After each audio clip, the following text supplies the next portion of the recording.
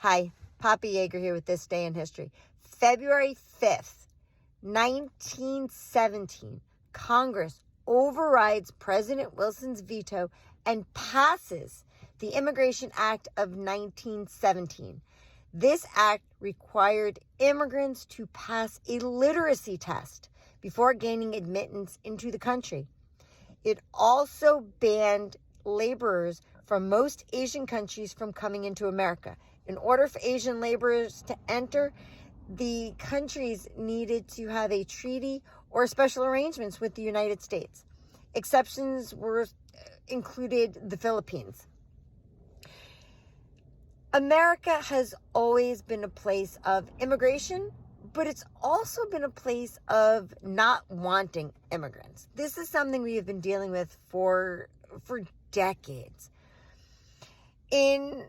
Between the late 1800s and early 1900s, millions of immigrants poured into the United States. We took more immigrants than any other country.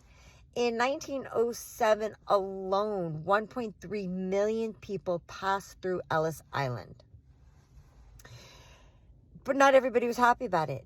In fact, in 1894 in Boston, the Immigration Restriction League started.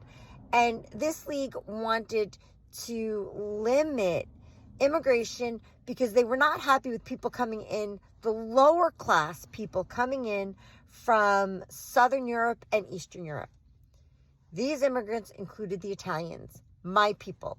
My mother talks often about how she and her family were victims of discrimination. The Italians weren't wanted. They were not treated well at all, as many new groups of immigrants are treated poorly when they come into the United States. Anyway, this league started in Boston in 1894. Then in 1897, Congress passed legislation to require a literacy test. But President Cleveland vetoed it. At that time, Congress did not have enough votes to override the veto. That had to wait another 20 years. So in 1917, Wilson vetoes the law passed by Congress, but Congress overrides it, therefore requiring literacy tests. Again, we have a person in office right now who has claimed he wants to make America great. If you really look at what he's doing, he's not trying to make America great. He's trying to bring back all the worst of America. He's bringing back racism. He's getting rid of equality. And he's trying to turn people against immigrants even more by rounding them up. It's absolutely awful. But when you look at our past, we realize this is history repeating itself. If only we all understood our history, maybe we would understand that that's what's happening.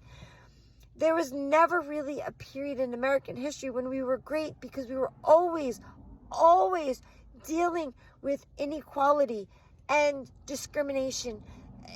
We need to overcome that before we can truly be great, and that's not going to happen with this person in office.